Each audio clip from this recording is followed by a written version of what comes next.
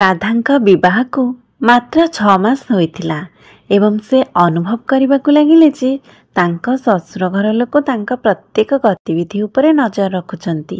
ତାଙ୍କ ଶାଶୁ ତାଙ୍କୁ ଛୋଟ ଛୋଟ କଥାରେ ତାନା ମାରିବା ଆରମ୍ଭ କରିଦେଲେ।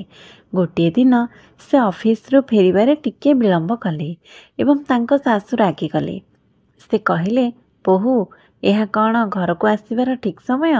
ରାଧା କହିଲେ, ମୋର ଅଫିସରେ ଗୁରୁତ୍ୱପୂର୍ଣ୍ଣ କାମ ଥିଲା। ମା, ତାଙ୍କ ଶାଶୁ କହିଲେ, ମୁଁ ଏପରି ବାହାନା ଶୁଣିବାକୁ ଚାହୁଁନାହିଁ। ତୋର ପ୍ରତିଦିନ ଗୁରୁତ୍ୱପୂର୍ଣ୍ଣ କାମ ରହୁଛି, ତେବେ ତୁ ପ୍ରତିଦିନ ବିଳମ୍ବରେ ଘରକୁ ଆସିବୁ? ଘର ପ୍ରତି ତୋର କୌଣସି ଦାୟିତ୍ୱ ଅଛି କି ନାହିଁ? ଶାଶୁଙ୍କ ଭର୍ତ୍ସନା ଶୁଣି ରାଧା ଦୁଃଖିତ ହୋଇ ତୁରନ୍ତ ପୋଷାକ ନ ବଦଳାଇ ରୋଷେଇ ଘରକୁ ଗଲେ ଏବଂ ଶୀଘ୍ର ଚୁଲିରେ ଚା ପାଇଁ ପାଣି ରଖି ରାତ୍ରି ଭୋଜନ ପ୍ରସ୍ତୁତ କରିବା ପାଇଁ ପନିପରିବା କାଟିବା ଆରମ୍ଭ କଲେ। ଠିକ୍ ସେତିକିବେଳେ ତାଙ୍କ ଶାଶୁ ମଧ୍ୟ ରୋଷେଇ ଘରକୁ ଆସିଲେ ଏବଂ କହିଲେ, ତୁ କାହା ପାଇଁ ଏହି ଚା ତିଆରି କରୁଛୁ? ରାଧା ଧୀରେ କହିଲେ, ମୁଁ ବହୁତ କ୍ଳାନ୍ତ ଅନୁଭବ କରୁଛି ମମି, ତେଣୁ ମୁଁ ନିଜ ପାଇଁ ଚା ତିଆରି କରୁଛି। ତାଙ୍କ ଶାଶୁ ତୁରନ୍ତ ଗ୍ୟାସ୍ ବନ୍ଦ କରିଦେଲେ ଏବଂ କହିଲେ ଯେ ଚା ସମୟ ସରିଗଲା, ଏବେ ରାତ୍ରି ଭୋଜନ ସମୟ। ତୁ ସିଧା ଖାଇବା ଖାଇଦେବୁ। ଆଉ ତୁ ଏହି ଲାଉ କାହିଁକି କାଟୁଛୁ? ମୁଁ ଲାଉ ଖାଇବି ନାହିଁ। ତୁ ମୋ ପାଇଁ ମଟର ଆଳୁ ତରକାରୀ ତିଆରି କର। ରାଧା ଧୀରେ କହିଲେ, ମମି, ମଟର ଛଡ଼ାଇବାକୁ କିଛି ସମୟ ଲାଗିବ, ତୁମେ ମୋତେ ସାହାଯ୍ୟ କରିବ କି? ଶାଶୁ ପାଟି କରି କହିବାକୁ ଲାଗିଲେ ଯେ ମୁଁ ତୋର ଚାକରାଣୀ ନୁହେଁ, ତୋର କାମ କରିବି। ତୁ ତୋର କାମ ନିଜେ କର। ରାଧା ଆଶ୍ଚର୍ଯ୍ୟ ହୋଇ ଭାବିବାକୁ ଲାଗିଲେ, ମୁଁ କ'ଣ ମମିଙ୍କର ଚାକରାଣୀ ଯେ ସେ ମୋତେ ଏତେ କାମ କରିବାକୁ କୁହନ୍ତି? ତାଙ୍କ ଆଖି ଓଦା ହୋଇଗଲା ଏବଂ ସେ ଭାବିବାକୁ ଲାଗିଲେ ଯେ ବିବାହ ପୂର୍ବରୁ ମୋ ମା କହୁଥିଲେ ଯେ ଜଣେ ଚାକିରି କରୁଥିବା ବହୁ ସମ୍ମାନ ପାଇଥାଏ, କିନ୍ତୁ ଏବେ ଏହି ଚାକିରି ଯୋଗୁଁ ସେ ମୋତେ ଦିନ ରାତି ତାନା ମାରି ଚାଲିଥାନ୍ତି। ରାଧା ସପ୍ତାହ ସାରା କାମ କରି ବହୁତ କ୍ଳାନ୍ତ ହେଉଥିଲେ। ଶନିବାର ରାତିରେ ତାଙ୍କର ପିଠିରେ ପ୍ରବଳ ଯନ୍ତ୍ରଣା ହେଉଥିଲା, ତେଣୁ ସେ ଭାବିବାକୁ ଲାଗିଲେ ଯେ କାଲି ରବିବାର, ମୁଁ କାଲି ଅଧିକ ସମୟ ପର୍ଯ୍ୟନ୍ତ ଟିକେ ଶୋଇବି। ସେ ତାଙ୍କ ସ୍ୱାମୀ କୃଷ୍ଣଙ୍କୁ ମଧ୍ୟ କହିଥିଲେ ଯେ ମୋତେ ସକାଳୁ ଶୀଘ୍ର ନ ଉଠାଇବାକୁ। ପରଦିନ ସକାଳେ ଯେତେବେଳେ ସେ ସକାଳ 7ଟାରେ ଉଠିଲେ, ତାଙ୍କର ମନ ଟିକେ ସତେଜ ଲାଗୁଥିଲା। ଯେତେବେଳେ ସେ ରୋଷେଇ ଘରକୁ ଆସିଲେ, ସେ ଦେଖିଲେ ଯେ ତାଙ୍କ ଶାଶୁ ତାଙ୍କ କପରେ ଚା ଢାଳୁଥିଲେ। ତାଙ୍କ ବୋହୂଙ୍କୁ ଦେଖି ସେ ଚା ପାତ୍ରକୁ ଜୋରରେ ବାଡ଼େଇ କହିଲେ, ଏହା କ'ଣ ଉଠିବାର ସମୟ? ମୁଁ ସକାଳରୁ ଉଠିଲିଣି ଏବଂ କେହି ମୋତେ ଗୋଟିଏ କପ୍ ଚା ଦେବାକୁ ନାହାନ୍ତି। ବୋହୂ ଥିବା ସତ୍ତ୍ୱେ ମୋତେ ନିଜେ ଚା ତିଆରି କରିବାକୁ ପଡ଼ିବ। ଆଜି ତୋର ଅଫିସ ନାହିଁ, ତୁ ସକାଳେ ଶୀଘ୍ର ଉଠି ଘର କାମ କରିପାରିଲୁ ନାହିଁ ଏବଂ ତୋର ଏତେ ମଇଳା ପୋଷାକ ପଡ଼ି ରହିଛି, ତୁ କେବେ ସେଗୁଡ଼ିକୁ ଧୋଇବୁ? ରାଧା ଧୀରେ କହିଲା, ମୁଁ ଏବେ ଧୋଇଦେବି ମା। ତାପରେ ତାଙ୍କ ଶାଶୁ କହିବାକୁ ଲାଗିଲେ ଯେ ମୁଁ ନ କହିବା ପର୍ଯ୍ୟନ୍ତ ତୁ ଗୋଟିଏ ବି କାମ କରୁନାହୁଁ। ତୁ ଗୋଟେ ଅଳସୁଆ ଝିଅ, ତୁ ସାରା ଦିନ ବିଛଣାରେ ଶୋଇ ରହିବାକୁ ଇଚ୍ଛା କରୁ। ରାଧା ଆଶ୍ଚର୍ଯ୍ୟ ହୋଇ ଧୀରେ କହିଲେ, କିନ୍ତୁ ମମି, ମୁଁ ପ୍ରତିଦିନ ଅଫିସ ଯାଉଛି ଏବଂ ମୋତେ ଘରର ସମସ୍ତ କାମ କରିବାକୁ ପଡ଼େ। ଘରର କାମ କରିବାକୁ ଜଣେ ଅଛି, ସେ କେବଳ ଝାଡ଼ୁ କରିବା, ପୋଛା ମାରିବା ଏବଂ ବାସନକୁସନ ଧୋଇବା କାମ କରନ୍ତି। ମୋତେ ଅନ୍ୟ ସମସ୍ତ କାମ କରିବାକୁ ପଡ଼େ। ଶାଶୁ ରାଗିକି କହିଲେ ଯେ ଆମେ ମଧ୍ୟ କାମ କରିଛୁ, କିନ୍ତୁ ଶାଶୁଙ୍କୁ କେବେ କହିବାକୁ ସୁଯୋଗ ଦେଇନାହୁଁ। ରାଧା ଚୁପ୍ ହୋଇଗଲେ ଏବଂ ମନେ ମନେ ଭାବିବାକୁ ଲାଗିଲେ ଯେ ଯାହାର ସବୁ କିଛିରେ ଦୋଷ ଖୋଜିବାର ଅଭ୍ୟାସ ଅଛି, ତୁମେ ଯେତେ କାମ କଲେ ମଧ୍ୟ ସେ କହିବେ। ତାଙ୍କ ଆଖି ଲୁହରେ ପୂର୍ଣ୍ଣ ହୋଇଗଲା ଏବଂ ସେ ଧୀରେ ଧୀରେ ଘରର କାମ କରିବାକୁ ଲାଗିଲେ। ଛୁଟି ଦିନରେ ମଧ୍ୟ ତାଙ୍କୁ ଶାନ୍ତି ମିଳିଲା ନାହିଁ। ପ୍ରାୟ ସକାଳ 10ଟାରେ ତାଙ୍କ ଶାଶୁଙ୍କ ବନ୍ଧୁ ଘରକୁ ଆସିଲେ। ରାଧା ଚା ଏବଂ ପକୋଡ଼ା ତିଆରି କରିବାକୁ ରୋଷେଇ ଘରକୁ ଗଲା। ତା ଶାଶୁ କହିଲେ, ତୁମର ସବୁ ଠିକ୍ ଅଛି? ତୁମର ବୋହୂ ଚାକିରି କରେ ନାହିଁ, ଅତି କମରେ ସେ ଘରର ଭଲ ଯତ୍ନ ନେଇପାରୁଥିବେ। ଆମ ବୋହୂ ଚାକିରି କରେ ଏବଂ ଘରର ଯତ୍ନ ନେବାକୁ ଚେଷ୍ଟା କରେ, କିନ୍ତୁ ସେ ଘରର କାମ ଠିକ୍ ଭାବରେ କରିପାରୁନାହିଁ। କୌଣସି କାମ ଠିକ୍ ସମୟରେ ସରିଯାଏ ନାହିଁ। ଘରେ ସବୁବେଳେ ଅଶାନ୍ତ ରହିଥାଏ। ମୁଁ କ'ଣ କରିବି? ଯଦି ଚାକିରି କରୁଥିବା ବୋହୂ ଆସିଛି, ତେବେ ମୁଁ ଏସବୁ ସହିବି। ଏସବୁ ଶୁଣି ରାଧାଙ୍କୁ ଲାଗିଲା ଯେପରି କେହି ତାଙ୍କ ହୃଦୟରେ ଛୁଞ୍ଚି ଫୋଡ଼ି ଦେଇଛି। ତାଙ୍କ ହୃଦୟ ଯନ୍ତ୍ରଣାରେ କଷ୍ଟ ହେଉଥିଲା। କିଛି ସମୟ ପରେ ସେ ଚା ଏବଂ ଜଳଖିଆ ନେଇ ଆସିଲେ। ତାଙ୍କ ଓଠରେ ହସ ଥିଲା, କିନ୍ତୁ ତାଙ୍କ ହୃଦୟରେ ଗଭୀର ଯନ୍ତ୍ରଣା ଥିଲା। ତାଙ୍କ ଶାଶୁଙ୍କ ବନ୍ଧୁ ମଧ୍ୟ ତାଙ୍କୁ ଅଜବ ଆଖିରେ ଦେଖୁଥିଲେ, କିନ୍ତୁ ସେ ସେଠାରେ ଅଧିକ ସମୟ ରହିପାରିଲେ ନାହିଁ। ସେ ତାଙ୍କ ରୁମ୍କୁ ଆସି କାନ୍ଦିବାକୁ ଲାଗିଲେ। ସେ ବୁଝିପାରିଲେ ନାହିଁ ଯେ ତାଙ୍କ ଶାଶୁଙ୍କୁ ଏପରି କାମ କରିବାରୁ କିପରି ରୋକିବେ। ସେ ଭାବିବାକୁ ଲାଗିଲେ ଯେ ମୋ ବିଷୟରେ ତାଙ୍କ ବନ୍ଧୁଙ୍କ ପାଖରେ ଅଭିଯୋଗ କରିବା ଉଚିତ କି? ଦିନ ରାତି ମୋତେ ଗାଳି ଦେଇ ମଧ୍ୟ ସେ ସନ୍ତୁଷ୍ଟ ନଥିଲେ। ଏବେ ସେ ଅନ୍ୟମାନଙ୍କ ପାଖରେ ମଧ୍ୟ ମୋ ବିଷୟରେ ଅଭିଯୋଗ କରିବାକୁ ଲାଗିଲେ।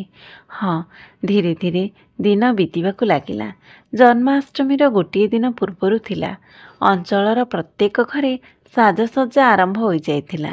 ରାଧା ଭାବିଲା ଯେ ଏଥର ସେ ତାଙ୍କ ଶାଶୁ ମାଙ୍କ ସହିତ ମନ୍ଦିରକୁ ସଜାଡ଼ିବେ, ଯାହା ତାକୁ ପସନ୍ଦ ଆସିବ। ସକାଳେ ସେ ପନିପରିବା କିଣିବାକୁ ବଜାରକୁ ଗଲେ। ରାସ୍ତାରେ ରଙ୍ଗୀନ ଦୋଳି, ବଟର ଏବଂ ମାଟି ପାତ୍ର, ବାଲ ଗୋପାଲଙ୍କ ଛୋଟ ମୂର୍ତ୍ତି ବିକ୍ରି ହେଉଥିଲା। ସେ ଏକ ସୁନ୍ଦର ମୂର୍ତ୍ତି କିଣି ଘରକୁ ଫେରିବା ମାତ୍ରେ ତାଙ୍କ ଶାଶୁ ମାଙ୍କୁ ଦେଖାଇଲେ। ଦେଖ ମମି, ଏହି କୃଷ୍ଣ ମୂର୍ତ୍ତି କେତେ ସୁନ୍ଦର। ଶାଶୁ ମୂର୍ତ୍ତିକୁ ଦେଖି କହିଲେ, ଭଲ ଅଛି, କିନ୍ତୁ ତୁ ସାଜସଜ୍ଜା ସାମଗ୍ରୀ ଆଣିଛୁ କି ନାହିଁ? ହଁ, ମୁଁ ଫୁଲ, ତୋରଣ, ମୟୂରପୁଚ୍ଛ ସବୁ କିଛି କିଣିଛି, ରାଧା ହସି ହସି କହିଲେ। ଦୁହେଁ ଏକାଠି ମନ୍ଦିର ସଜାଡ଼ିବା ଆରମ୍ଭ କଲେ। ରାଧା ଲାଲ କପଡ଼ା ବିଛାଇ ଦେଲେ, ଥାଳି ସଜାଡ଼ିଲେ। ମଧ୍ୟଭାଗରେ ଶାଶୁ ତାଙ୍କ ଅଭ୍ୟାସ ଛାଡ଼ି ନଥିଲେ।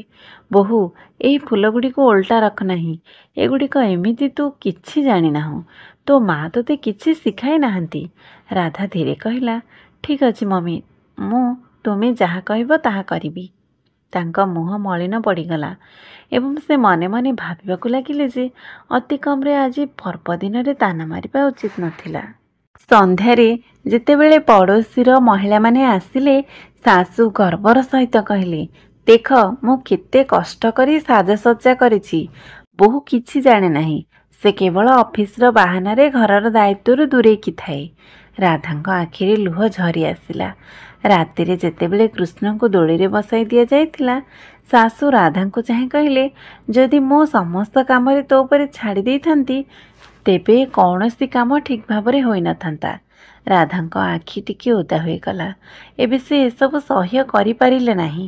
ପରଦିନ ସକାଳେ ସେ ଟିକିଏ ବିଳମ୍ବରେ ଉଠିଲେ, କାରଣ ସେ ରାତିରେ ବହୁ ଡେରିରେ ଶୋଇଥିଲେ। ସକାଳେ ତାଙ୍କୁ ଅଫିସ ଯିବାକୁ ପଡ଼ିବ। କୋଠରୀର ଝରକା ଦେଇ ସୂର୍ଯ୍ୟକିରଣ ଆସୁଥିବା ଦେଖି ସେ ଶୀଘ୍ର ଉଠି ପଡ଼ିଲେ ଏବଂ ଭାବିଲେ ଯେ ମୁଁ ଆଜି ବହୁ ସମୟ ଶୋଇପଡ଼ିଲି। ସେ ଶୀଘ୍ର ଉଠି ରୋଷେଇ ଘରକୁ ଆସିଲେ। ତାପରେ ତାଙ୍କ ଶାଶୁ ପଛରୁ ଆସି ରାଗି ଚିତ୍କାର କରି କହିଲେ, ବୋହୂ, ତୁ ଏହି ଅଇଁଠା ବାସନ ରୋଷେଇ ଘରେ କାହିଁକି ରଖିଛୁ? ରାଧା ଧୀରେ କହିଲେ, ମମି, ବିଳମ୍ବିତ ରାତି ହୋଇଯାଇଥିଲା। ତୁମ ପୁଅ ଚା ପିଇବାକୁ କହିଥିଲେ, ତେଣୁ ମୁଁ ଚା ତିଆରି କରିଥିଲି। ସେଥିପାଇଁ ଏହି 4ଟି ବାସନ ଅଇଁଠା ପଡ଼ିଛି। ସଞ୍ଜୁ ଏବେ ଆସିବ ଏବଂ ସେଗୁଡ଼ିକୁ ଧୋଇଦେବ। ଶାଶୁ ରାଗି କହିଲେ, ଯଦି ତୁ ଚା ତିଆରି କରିଲୁ, ତେବେ ତୁ 4ଟି ବାସନ ଧୋଇପାରିଲୁ ନାହିଁ? ମୋ ଭାଗ୍ୟରେ ଏପରି ଖରାପ ସ୍ୱଭାବର ବୋହୂ ମିଳିଲା, ଯିଏ ନା ଘର ପରିଚାଳନା କରିବ ନା ସଫା ରଖିବା ଜାଣେ। ଏଠାରେ ମୋ ରୋଷେଇ ଘର ଅଇଁଠା ପଡ଼ି ରହିଛି ଏବଂ ତୋର ଶୋଇବା ପାଇଁ ସମୟ ଅଛି। ତୁ କ'ଣ ଘର କାମକୁ ବୋଝ ବୋଲି ମନେ କରୁଛୁ? ଶାଶୁଙ୍କ 4ଟି ବାସନ ପାଇଁ ତାଗିଦ ଶୁଣି ରାଧା ଧୈର୍ଯ୍ୟ ହରାଇଥିଲା। ସେ ଗମ୍ଭୀର ସ୍ୱର କରି କହିଲା, ମମି, ମୁଁ ତୁମକୁ କହିଲି ଯେ ଚାକରାଣୀ ଆସିଲେ ବାସନକୁସନ ଧୋଇବ। ଆଉ ଯଦି ମୁଁ ସାରାଦିନ ଅଫିସରେ ଏତେ କଠିନ ପରିଶ୍ରମ କରେ, ମୁଁ ଘର ପରିଚାଳନା କରିବାକୁ ମଧ୍ୟ ଚେଷ୍ଟା କରେ, ତଥାପି ତୁମେ କେବେ ଖୁସି ନୁହଁ, ତେବେ ମୁଁ ତୁମ ପାଇଁ କ'ଣ କରିବି ଯାହାଦ୍ୱାରା ତୁମେ ମୋର ପ୍ରୟାସ ଦେଖିପାରିବ? ମୁଁ କେବଳ ନିଜ ପାଇଁ ଚାକିରି କରେ ନାହିଁ। ତୁମେ ମୋର ଦରମାର ଅଧା ଘର ଖର୍ଚ୍ଚ ନାମରେ ତୁମ ପାଖରେ ରଖ ଏବଂ ମୋ ଦରମାର କିଛି ଅଂଶ ଏହି ଘରର ଋଣ ପରିଶୋଧ କରିବାକୁ ମଧ୍ୟ ଯାଏ। ଯଦି ତୁମେ ମୋ ଦରମାକୁ ପସନ୍ଦ କର, ତେବେ ତୁମେ ଏହି 4ଟି ବାସନକୁ ଏତେ ଖରାପ କାହିଁକି କହୁଛ? ଯଦି ତୁମେ ଭାବୁଛ ଯେ ମୁଁ ଘର ଠିକ୍ ଭାବରେ ପରିଚାଳନା କରେ ନାହିଁ, ତେବେ ମୁଁ ଚାକିରି ଛାଡ଼ି ଘର ପରିଚାଳନା କରିବି। କିନ୍ତୁ ତଥାପି ମୁଁ ଭାବୁନାହିଁ ଯେ ତୁମେ ମୋର କାମରେ ସନ୍ତୁଷ୍ଟ ହେବ, କାରଣ ତୁମେ ମୋ କାମରେ ଦୋଷ ଖୋଜିବାର ଅଭ୍ୟସ୍ତ ହୋଇଗଲଣି। ଗତକାଲି ମଧ୍ୟ ତୁମେ ଏତେ ଲୋକଙ୍କ ଆଗରେ ମୋତେ ବାରମ୍ବାର ଉପହାସ କରିଥିଲ। ତୁମେ କ'ଣ ଜାଣିଛ ଏହା ମୋତେ କେତେ କଷ୍ଟ ଦେଉଛି? ଆଜିଠାରୁ ଯଦି ତୁମେ ମୋତେ କୌଣସି ଜିନିଷ ପାଇଁ ଉପହାସ କର, ତେବେ ମୁଁ ସେହି କାମ କରିବା ବନ୍ଦ କରିଦେବି। ଯଦି ତୁମେ ମୋ ଦ୍ୱାରା ରନ୍ଧା ଖାଦ୍ୟ ପସନ୍ଦ କରୁନାହଁ ତେବେ ମୁଁ ରାନ୍ଧିବା ବନ୍ଦ କରିଦେବି। ଯଦି ତୁମେ ଭାବୁଛ ଯେ ମୁଁ ଘର ପରିଚାଳନା କରିପାରିବି ନାହିଁ ତେବେ ମୁଁ ଘର ପରିଚାଳନା କରିବାକୁ ଚେଷ୍ଟା ମଧ୍ୟ କରିବି ନାହିଁ। ଏହା କହି ସେ ରାଗରେ ରାଗି ସେଠାରୁ ଚାଲିଗଲେ। ଶାଶୁ ସେଠାରେ ଆଶ୍ଚର୍ଯ୍ୟ ହୋଇ ଠିଆ ହୋଇଥିଲେ। ସେ କେବେ ଭାବିନଥିଲେ ଯେ ତାଙ୍କ ବୋହୂ ଏପରି ଉତ୍ତର ଦେଇପାରିବେ। କିନ୍ତୁ ଆଜି ତାଙ୍କ ଶାଶୁଙ୍କ ତାଚ୍ଛଲ୍ୟ ଶୁଣି ନୀରବରେ ରାଧାଙ୍କ ଧୈର୍ଯ୍ୟ ଭାଙ୍ଗି ଯାଇଥିଲା। ସେଥିପାଇଁ ସେ ମଧ୍ୟ ନିଜର ଧୈର୍ଯ୍ୟ ହରାଇ ତାଙ୍କ ଶାଶୁଙ୍କୁ ଉତ୍ତର ଦେବାକୁ ବାଧ୍ୟ ହୋଇଥିଲେ। କିନ୍ତୁ ଶାଶୁ ଏସବୁ ଶୁଣିବାରେ ଅଭ୍ୟସ୍ତ ନଥିଲେ। ତେଣୁ ସେ ତୁରନ୍ତ ଚିତ୍କାର କରି ରୁମ୍ରୁ ବାହାରକୁ ଆସିଲେ ଏବଂ କୃଷ୍ଣଙ୍କ ନାମ ନେଇ କହିବା ଆରମ୍ଭ କଲେ ଯେ କୃଷ୍ଣ ତୁ କେଉଁଠି? ରୁମ୍ ବାହାରକୁ ଆସି କୃଷ୍ଣ କହିଲା କ'ଣ ହେଲା ମା? ମା କହିଲେ ବୋହୂ ମୋତେ ଅପମାନ କରୁଥିଲା। ସେ ମୋତେ ଜବାବ ଦେଉଛି। ତୁ ତାକୁ କିଛି କାହିଁକି କହୁନାହୁଁ? କୃଷ୍ଣ ହୁଙ୍କି ମାରି କହିଲା କ'ଣ ହେଲା ମା? ତୁମେ ଏତେ ମାସ ଧରି ତାଙ୍କୁ ଏତେ କଥା କହୁଛ। ତେଣୁ ତାଙ୍କ ମୁହଁ କେବେ ନା କେବେ ଖୋଲିବାକୁ ବାଧ୍ୟ ହେଉଥିଲା। ମୁଁ କେତେ ଥର ତୁମକୁ ବୁଝାଇଛି ଯେ ତୁମ ବୋହୂକୁ ଏତେ ଗାଳି ଦିଅ ନାହିଁ। ସେ ମଧ୍ୟ ଜଣେ ମଣିଷ। ଯଦି ସେ ଭୁଲ କରୁଛି ତେବେ ତାକୁ ଟିକେ ଅଣଦେଖା କରିବାକୁ ଶିଖ। ମୁଁ କ'ଣ ଭୁଲ କରେ ନାହିଁ? ଯେକୌଣସି ବ୍ୟକ୍ତି ଭୁଲ କରିପାରେ। ଏହାର ଅର୍ଥ ନୁହେଁ ଯେ ତାଙ୍କୁ ଦିନରାତି ଗାଳି ଦିଆଯିବା ଉଚିତ। ତୁମେ ତାଙ୍କୁ ଗାଳି ଦେବା ବନ୍ଦ କରିବା ଉଚିତ। ଯଦି ତାପରେ ବି ରାଧା ଅଭଦ୍ରରେ କଥା କୁହନ୍ତି ତେବେ ତୁମେ ମୋତେ କୁହ। ଏହା କହି କୃଷ୍ଣ ବାଥରୁମକୁ ଗଲା ଏବଂ ଶାଶୁ କେବଳ କ୍ରୋଧରେ ପୋଡ଼ି ଯାଉଥିଲେ। ଏବେ ପୁଅ ମଧ୍ୟ ତାଙ୍କ ପକ୍ଷରେ ନଥିଲା ଏବଂ ସେ ତା ସ୍ତ୍ରୀକୁ ବି କିଛି କହୁନଥିଲେ। ତେଣୁ ମା ନିଜେ ଚୁପ୍ ରହିବାକୁ ଭଲ ମନେ କରିଥିଲେ। ନଚେତ୍ ସେ ବାରମ୍ବାର ଏପରି ଅପମାନିତ ହୋଇଥାନ୍ତେ। ଏବଂ ସେହି ଦିନଠାରୁ ଶାଶୁ ତାଙ୍କ ବୋହୂଙ୍କୁ ତାଗିଦ କରିବା ବନ୍ଦ କରି ଦେଇଥିଲେ। ସେ ତାଙ୍କ କାମରେ କୌଣସି ତ୍ରୁଟି ଖୋଜୁନଥିଲେ କିମ୍ବା କୌଣସି କାମ ପାଇଁ ତାଙ୍କୁ ହଇରାଣ କରୁନଥିଲେ। ବନ୍ଧୁଗଣ, ପରିବାରରେ ସମ୍ମାନ ଏବଂ ନିକଟତା ଟଙ୍କା ଅପେକ୍ଷା ବଡ଼। ଶାଶୁ ଏବଂ ବୋହୂଙ୍କ ମଧ୍ୟରେ ସମ୍ପର୍କ ସେତେବେଳେ ମଧୁର ହୁଏ ଯେତେବେଳେ ପରସ୍ପରର ଭାବନାକୁ ବୁଝାଯାଏ ଏବଂ ସମ୍ମାନ କରାଯାଏ। ନଚେତ୍ ତାଗିଦ ଏବଂ କଠୋର ଶବ୍ଦ ଧୀରେ ଧୀରେ ସମ୍ପର୍କର ମଧୁରତାକୁ ନଷ୍ଟ କରିଦିଏ। ତେଣୁ ବନ୍ଧୁଗଣ, ଯଦି କାହାଣୀ ଆପଣମାନେ ମୋ ଦ୍ୱାରା ଲିଖିତ କାହାଣୀଟିକୁ ପସନ୍ଦ କରୁଛନ୍ତି ତେବେ ଦୟାକରି ମୋତେ କମେଣ୍ଟ କରନ୍ତୁ ଏବଂ ନୂତନ କାହାଣୀ ପାଇଁ ଫ୍ରେଣ୍ଡଲି ମମତା ଭଏସ୍ ଚ୍ୟାନେଲକୁ ସବସ୍କ୍ରାଇବ୍ କରନ୍ତୁ। ରହୁଛି। ଧନ୍ୟବାଦ। ନମସ୍କାର। ଜୟ ଜଗନ୍ନାଥ।